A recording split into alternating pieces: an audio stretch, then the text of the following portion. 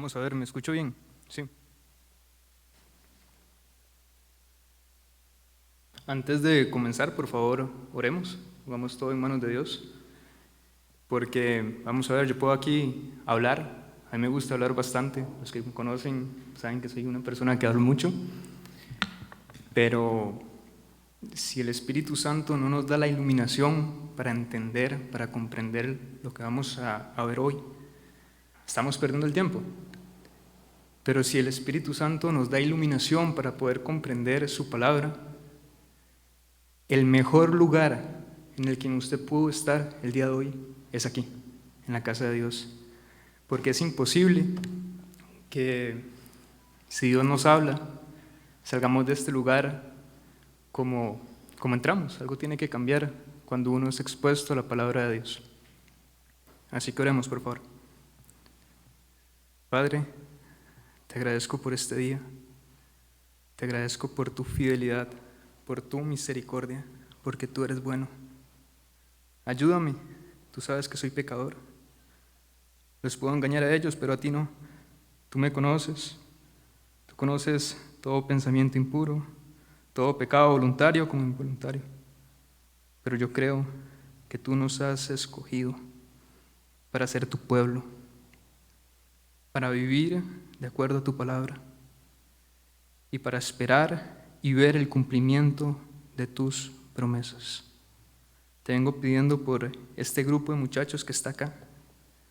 Tú sabes que somos infieles, tú sabes que somos pecadores, pero tú eres fiel y tú prometiste guardarnos, tú prometiste estar con nosotros todos los días de nuestra vida. Y nuestra confianza descansa en tu palabra. Te exaltamos, te bendecimos y te agradecemos porque tú eres fiel. En el nombre de tu Hijo amado Jesucristo, amén y amén. Estoy muy feliz de estar acá.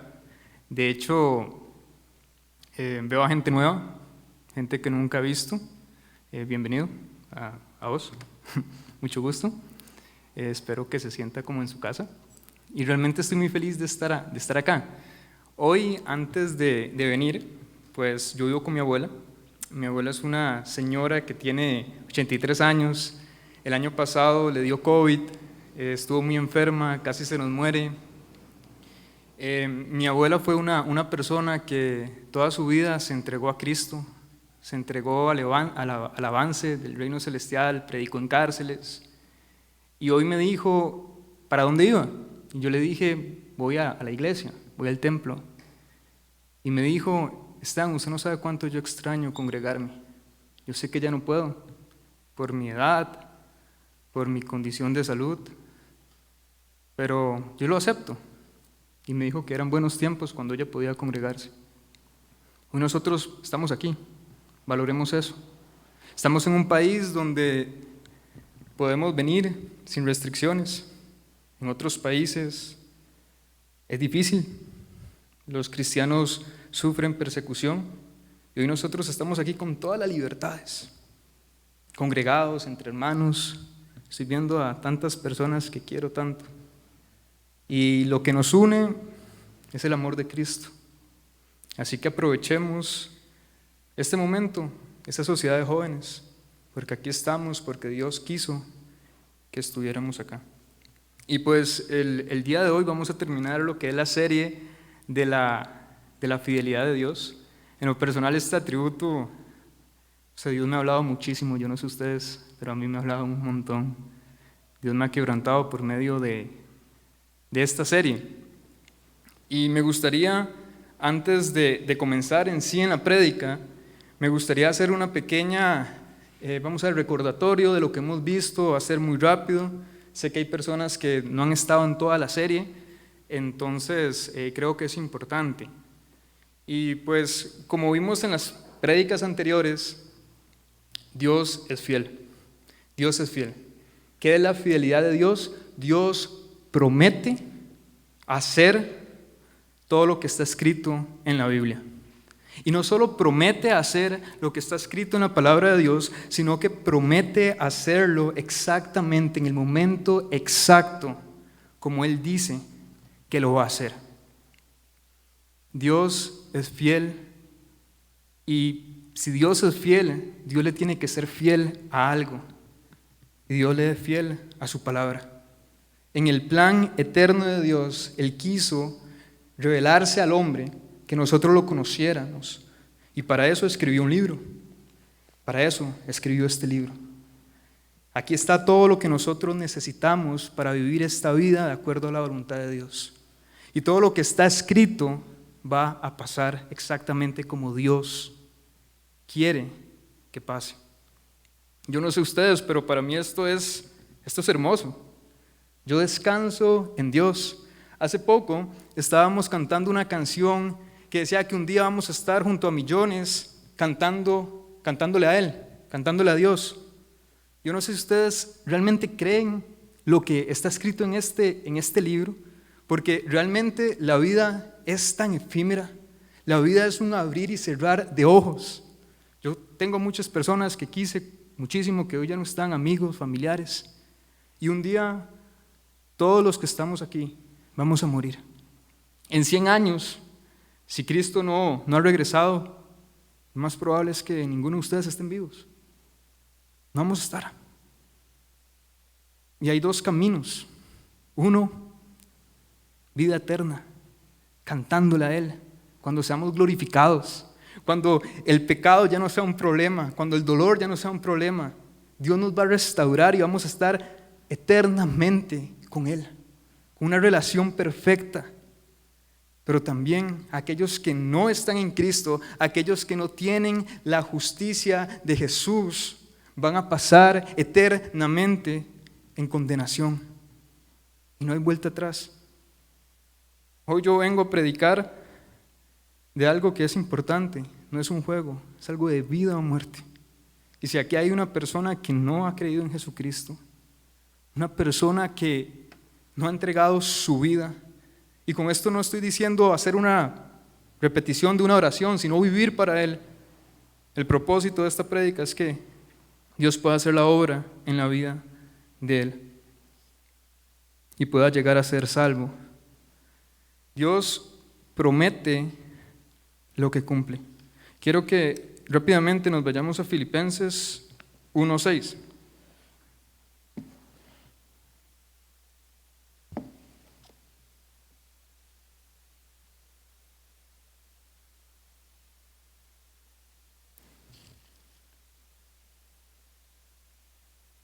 La palabra de Dios dice así: estando persuadidos de esto, que el quien comenzó en vosotros la buena obra, la perfeccionará hasta el día de Jesucristo. Pablo le está escribiendo a la iglesia de los filipenses, está en la cárcel, le está diciendo: aquel que comenzó la buena obra en ustedes, aquel que los salvó, va a perfeccionarlos hasta el día de Jesucristo. En este pasaje, cuando se habla del día de Jesucristo, no se está hablando del día del Señor, cuando venga la ira de Dios sobre esta tierra, sino se está hablando del día de salvación, donde el cristiano va a ser recompensado eternamente, donde seamos glorificados. Y para las personas que están en Cristo, para las personas que son hijos de Él, que son de la familia de Dios, un día vamos a ser librados. Ya no va a haber más dolor, ya no van a haber más pruebas, ya no va a haber más angustia. Yo no sé si ustedes se ponen a pensar en esto que pues Pablo está escribiendo, si realmente lo creen. Dios nos salvó. Vamos a tener aflicciones, Dios promete que vamos a tener aflicciones, vamos a tener pruebas, va a haber dolor, van a haber lágrimas, pero les digo algo, Jesús ya venció. Jesús ya venció al mundo, a la corriente que mueve y dirige este mundo, al dolor, a la tristeza. Jesús ya venció el pecado. Y un día nosotros, amigos, vamos a estar frente a Él y todo el dolor va a valer la pena cuando estemos cara a cara ante el Rey. Vamos a hacer un pequeño resumen de lo que vimos las semanas anteriores.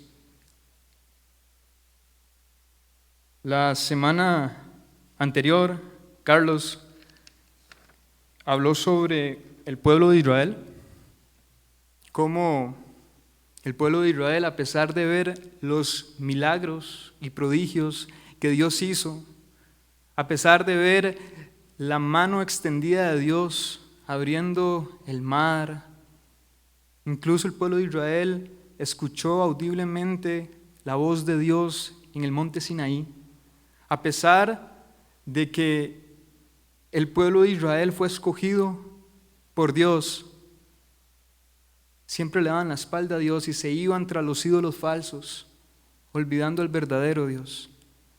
El pueblo de Israel no fue escogido por Dios por ser un pueblo grande o especial o porque tenían cualidades buenas, más bien todo lo contrario.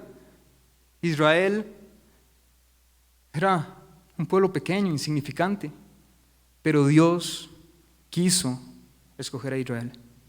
Con esto les quiero decir que ustedes están aquí y yo estoy en este púlpito, no porque soy una buena persona o por merecerlo, porque soy pecador. Tengo muchas fallas, tengo muchas debilidades. Hay áreas en mi vida donde estoy despedazado totalmente. Pero desde antes de la fundación del mundo, Dios me escogió. Desde antes de que todo fuera creado, Dios ya había pensado en mí para tener un plan, una comunión eterna conmigo. Y le quiero decir que ustedes están en este lugar no porque son buenos, no porque un día decidieron seguir a Jesús o ser personas más espirituales. No, están aquí por la misericordia y la gracia de Dios. Porque todos nosotros lo que merecemos es un infierno, condenación eterna, porque el pago del pecado es la muerte. Y aquí todos somos pecadores. No somos personas especiales o con dones, por eso nos escogió Dios. No, en la palabra de Dios dice que lo menospreciado, lo vil, Dios escogió para que al final toda la gloria y toda la honra sean para Él. El pueblo de Israel fue escogido por Dios para ser una nación que iba a bendecir a todas las naciones de la tierra. Pero el pueblo de Israel fue infiel. Y fueron castigados, fueron llevados cautivos por el imperio babilónico, por el imperio asirio.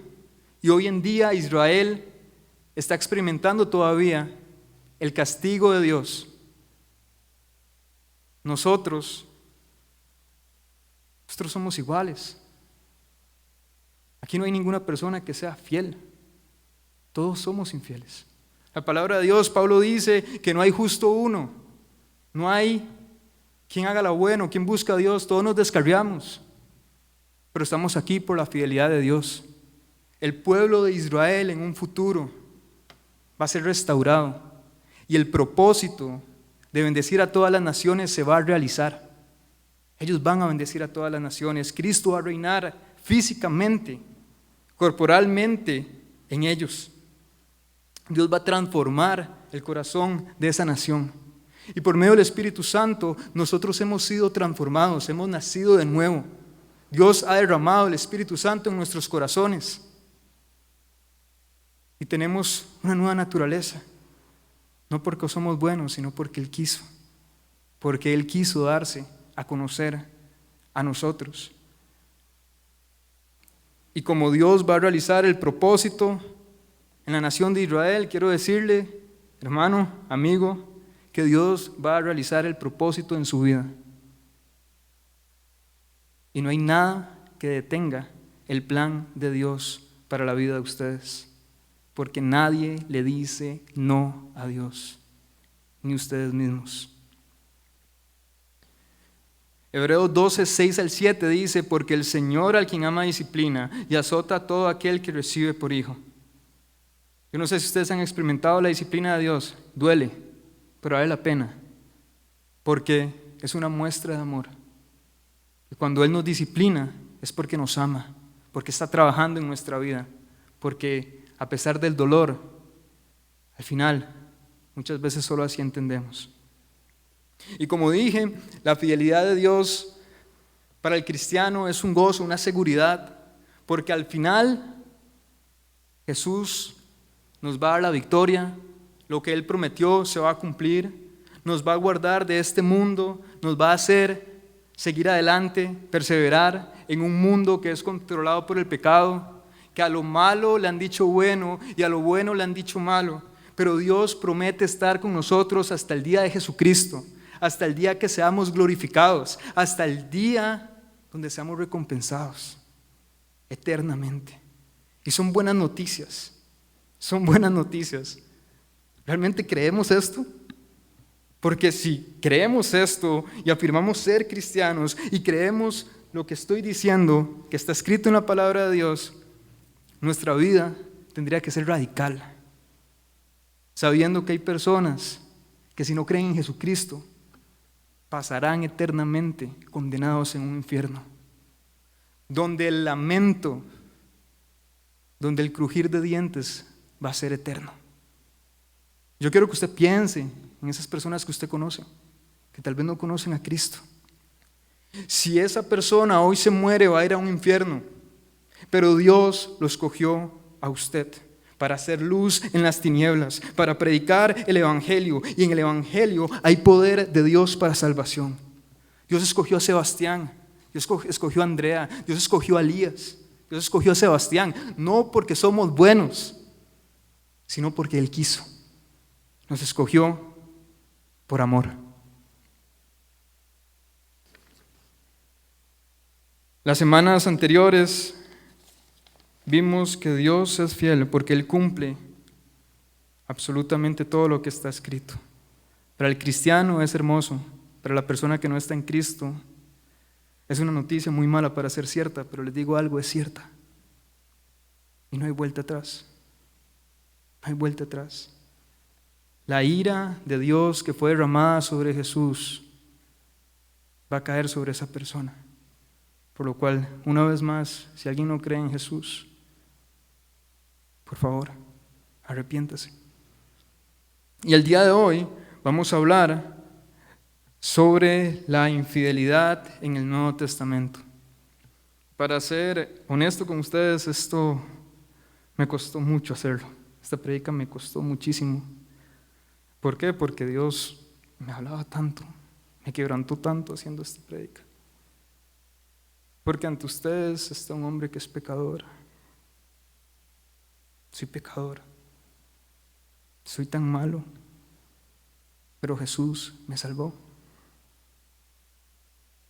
Podemos hablar de la infidelidad en el Nuevo Testamento. Hay muchos pasajes, hay muchos relatos, hay muchas historias. Pero Dios me habló por medio de un hombre que fue infiel, pero Dios fue fiel para con él. Y esa persona, ese hombre fue Pedro, el apóstol Pedro. Y espero que Dios les hable como me habló a mí, porque de Pedro podemos aprender muchísimo. Primero, quiero hablar un poco acerca de este hombre. ¿Quién fue él? Vamos a ver, yo me pongo a pensar, desde la eternidad Dios ya tenía un propósito, escoger a un grupo de hombres, los discípulos, para dos propósitos: para expandir el Evangelio de Dios y para plantar la iglesia de Cristo aquí en la tierra, una institución creada por Dios. Estos hombres eran los encargados, después de que Jesús muriera y resucitara y no estuviera físicamente en la tierra, ellos eran los encargados de expandir el reino de Dios aquí en la tierra. Y también, pues, plantar la iglesia de Jesucristo. La tarea era súper importante.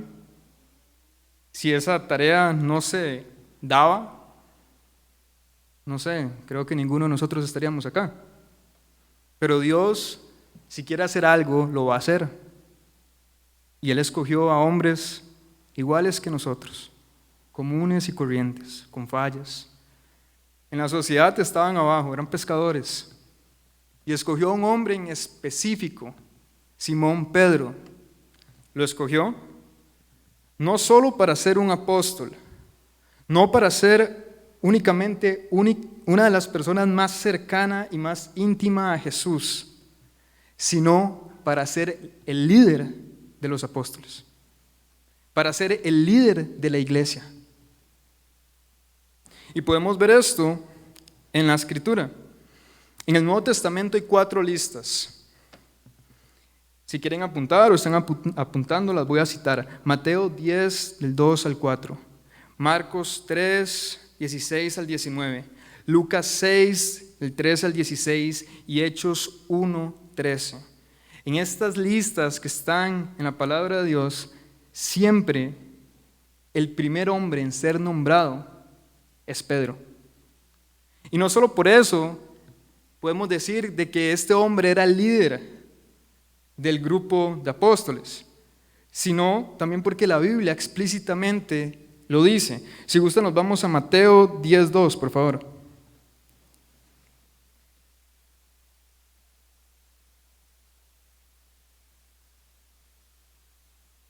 En Mateo 10:2 dice: los nombres de los 12 apóstoles son estos.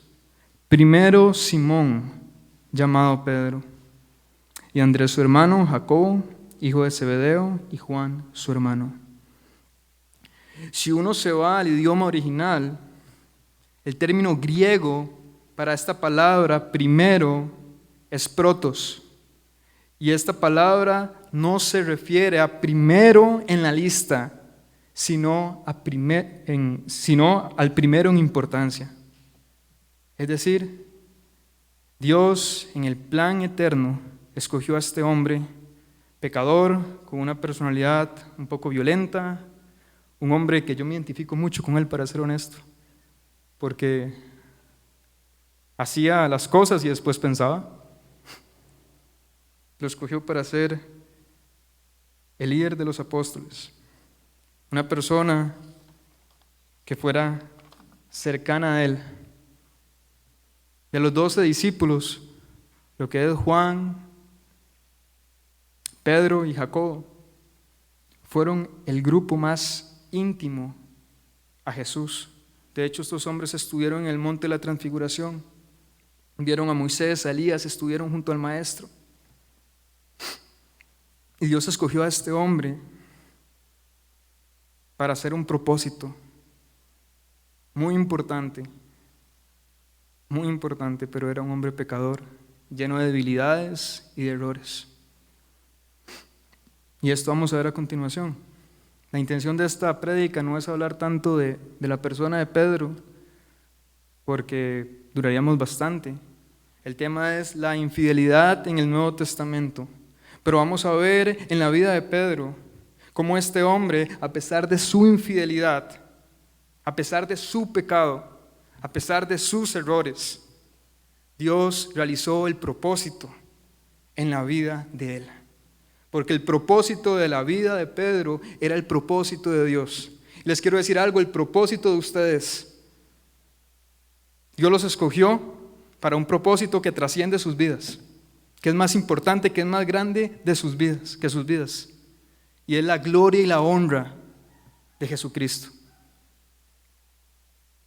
Vamos a ver un pasaje, vamos a estudiarlo, donde vamos a ver cómo Pedro le promete algo a Jesús, y cómo Jesús le dice algo a Pedro. Luego vamos a ver quién fue fiel, Jesús o Pedro. Y para eso vámonos a Lucas, capítulo 21, versículos 31 al 34. Cuando lo tengan, si alguien puede decirme amén, se lo agradecería bastante. Gracias. Lucas 21, del 31 al 34.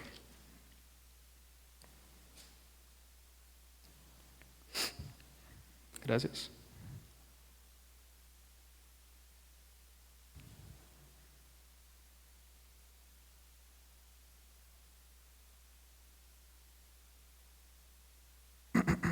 Denme tiempo.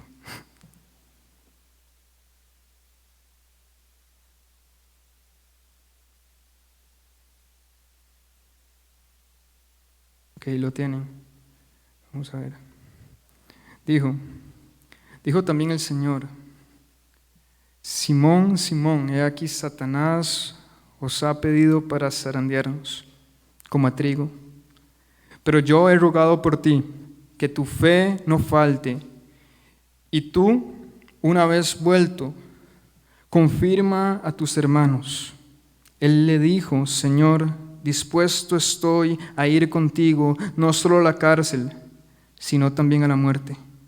Y él le dijo: Pedro, te digo, que el gallo no cantará hoy antes que tú niegues 3 veces que me conoces. Vamos a estudiar brevemente el contexto para poder analizar bien este texto. Estamos en la Pascua, lo que hoy conocemos como la Cena del Señor.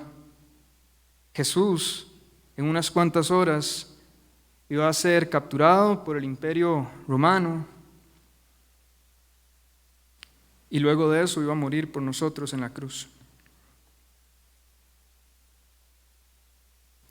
Jesús estaba pasando por muchas cosas difíciles. Toda la ira de Dios iba a caer sobre él. Toda la ira por nuestro pecado que usted y yo merecemos iba a caer sobre un hombre,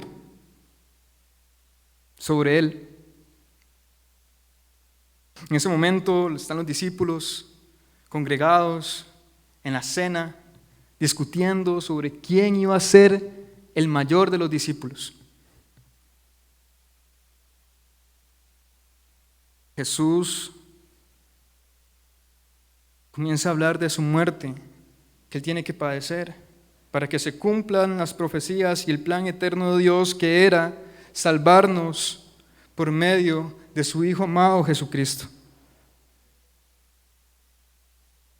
Y Jesús les está diciendo esto a los discípulos, y Pedro dice: no, si yo tengo que ir a la cárcel, voy a ir a la cárcel.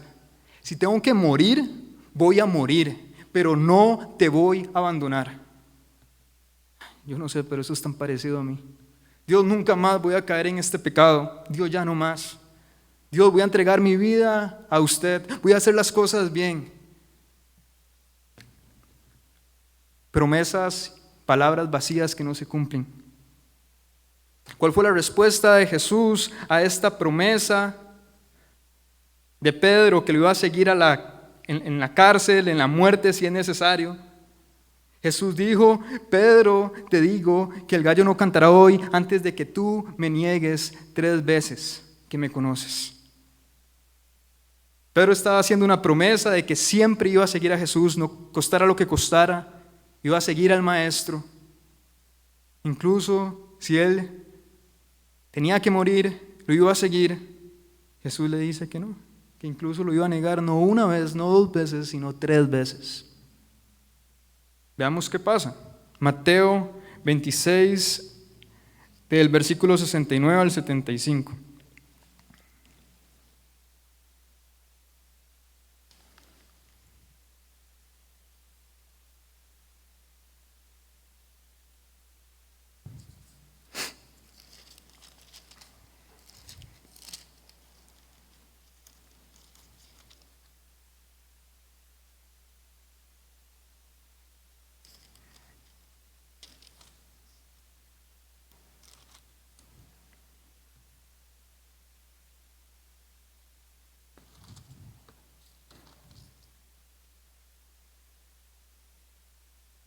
Ok, dice: Pedro estaba sentado fuera del patio y se le acercó una criada diciendo: tú también estabas con Jesús el Galileo. Mas él negó delante de todos diciendo: no sé lo que dices. Saliendo él a la puerta, le vio otra y dijo a los que estaban allí: también este estaba con Jesús el Nazareno. Pero él negó otra vez con juramento: no conozco al hombre. Un poco después, acercándose, los que por allí estaban dijeron a Pedro: verdaderamente tú también eres uno de ellos, porque aún tu manera de hablar te descubre. Entonces Pedro comenzó a maldecir y a jurar: no conozco al hombre. Y enseguida cantó el gallo. Entonces Pedro se acordó de las palabras de Jesús, que le había dicho: antes que cante el gallo, me negarás 3 veces. Y saliendo fuera,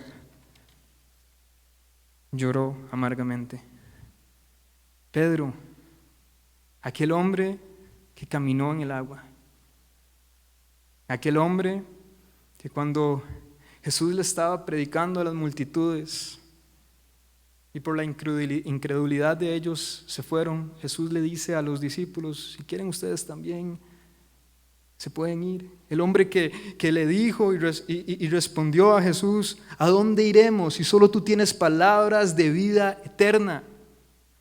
Aquel hombre que cuando Jesús le preguntó a sus discípulos, ¿quién crees que soy yo?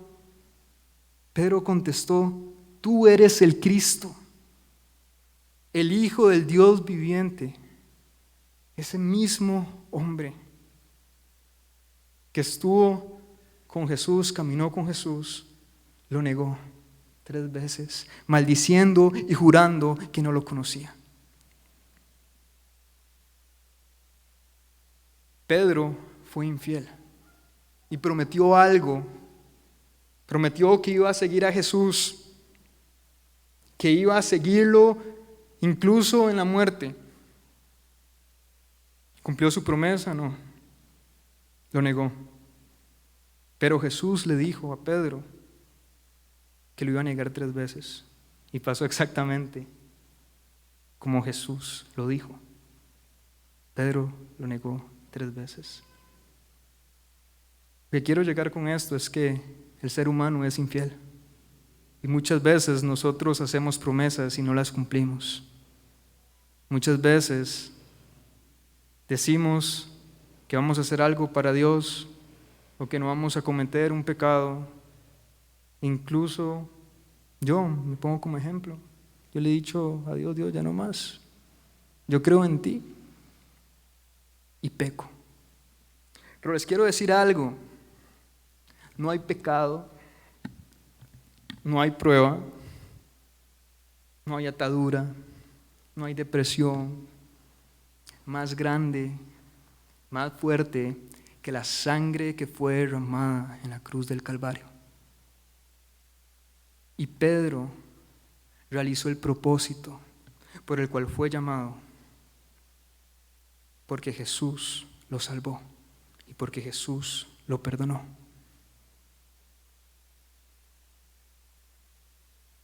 Jesús murió como Él dijo que iba a morir.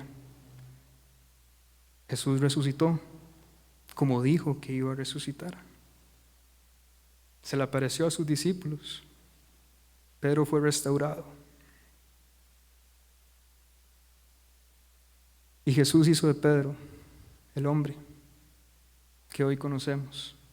El hombre que fue líder.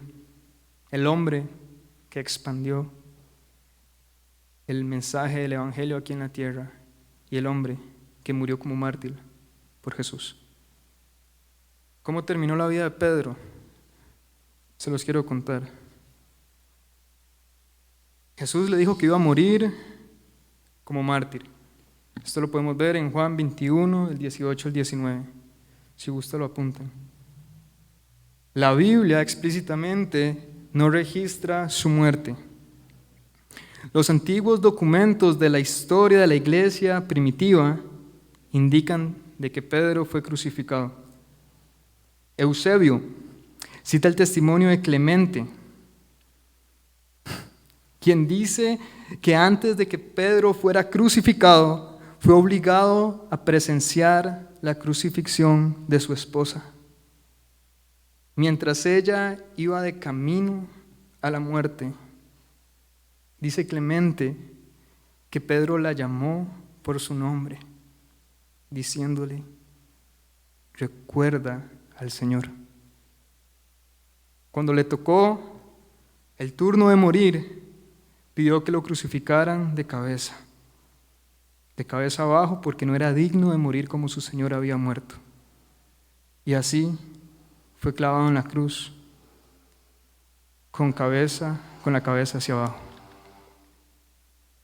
Este hombre hizo muchas cosas por Dios, pero no por sus habilidades, no por sus capacidades, sino porque así Jesús quiso que este hombre viviera, porque Jesús quiso usarlo y mostró su poder en la debilidad.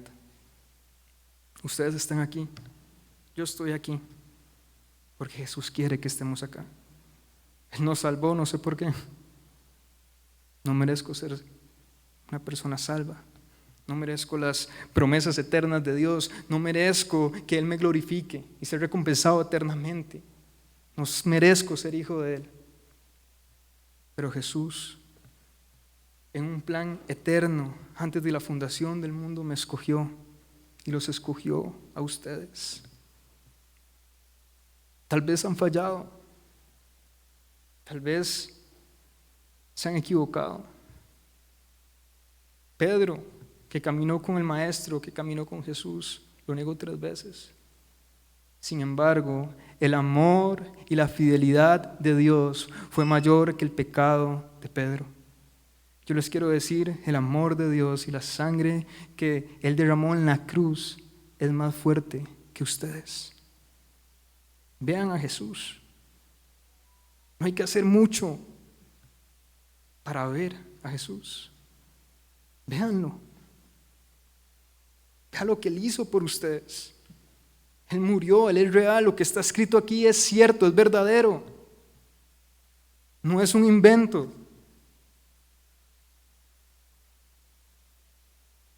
Cuando mi abuela me dijo lo que les conté al inicio, yo le dije: Dios, yo quiero vivir mi juventud para ti. Los años en que tengo más fuerza, los años en que tengo más energía, quiero entregártelos a ti. Sé que voy a fallar, sé que me voy a equivocar, pero Dios promete ser fiel y guardarme. Y al final Él me dará la victoria. La victoria ya está. Él venció en la cruz. Él resucitó al 3er día. No les estoy contando una historia, les estoy contando algo que es real. Y Dios los escogió a ustedes para ser instrumentos de Él, para llegar a actuar en ustedes y que por medio de ustedes, por medio del Espíritu Santo, muchas personas van a llegar a ser salvas. No porque ustedes son buenos, sino porque a pesar de ustedes, de sus pecados, Dios los va a usar. Crean en el poder de Dios. La palabra de Dios dice: porque no me avergüenzo del Evangelio, porque es poder de Dios para salvación. Pero vea, les digo algo: si hay alguien aquí que no es salvo, una persona que no ha experimentado una nueva naturaleza, ese dolor por las cosas que Dios aborrece y ese amor por las cosas que Dios ama, una persona que no ha dado frutos dignos de arrepentimiento. Tal vez usted cree que es salvo y no es salvo. No estoy poniendo en duda la salvación. Si usted es un cristiano verdadero, usted tiene la certeza de que usted es salvo y que las promesas de Dios se van a cumplir. Pero les digo algo: Dios también es fiel a sus amenazas. Y aquella persona que no está en Cristo eternamente va a sufrir. Dios nos salvó de Dios, pero la persona que no cree en Él no va a ser salvo de la ira venidera de Dios. Así que les pido que mediten en su corazón y arrepiéntase de sus pecados. Y si ya es salvo y es un hijo de Dios y está luchando, está pasando momentos difíciles, depresión, soledad, tristeza, inseguridad, culpabilidad, les digo algo: la gracia y la misericordia de Cristo es mayor que todo eso. El versículo lema de esta serie, creo que todos los que hemos predicado lo han dicho. La palabra de Dios dice que si nosotros confesamos nuestros pecados con nuestra boca Dios es fiel y justo para perdonarnos y limpiarnos de toda maldad. Simplemente un perdón de corazón es suficiente para que Él levante nuestra cabeza y nos restaure. Porque de donde se introdujo la ley, abundó el pecado, pero donde abundó el pecado, sobreabundó la gracia. Para terminar, disculpen, quiero que nos vayamos a 1 de Pedro 18, 25.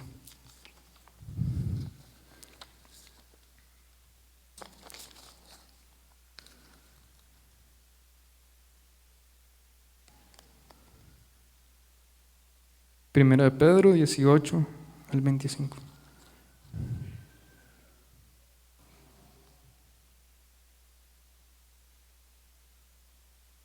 Pedro vio la fidelidad de Dios en su vida. No sé si se recuerdan la prédica en el libro de los Hechos, Pentecostés, cuando Pedro fue lleno del Espíritu Santo y predicó lleno de pasión, y muchos llegaron a ser salvos ese día. Pedro experimentó las promesas de Dios, recibió gracia y misericordia de Dios en toda su vida, e incluso en la muerte pidió no morir como su maestro. Y hoy en día estamos hablando de este hombre no por sus méritos, sino porque Jesús utilizó a un pecador para hacer el propósito en la vida de él. Y Pedro, en 1 de Pedro 18 al 25 dice: sabiendo que fuiste rescatado de vuestra vana manera de vivir, la cual recibisteis de vuestro Padre, no con cosas corruptibles como oro o plata, sino con la sangre preciosa de Cristo, como de un cordero sin mancha y sin contaminación, ya destinado desde antes de la fundación del mundo, antes de que el mundo existiera. Ya estaba previsto de que Jesús muriera en la cruz por pecadores. Esto es increíble. Pero manifestado en los postreros días por amor de vosotros, y mediante el cual creéis en Dios, quien lo resucitó de los muertos y le ha dado gloria, para vuestra fe y esperanza sea en Dios, habiendo purificado vuestras almas por la obediencia a la verdad mediante el Espíritu, para el amor fraternal no fingido. Amaos unos a otros entrañablemente de corazón puro, siendo renacidos no de simiente corruptible, sino incorruptible, por la palabra de Dios, que vive y permanece para siempre.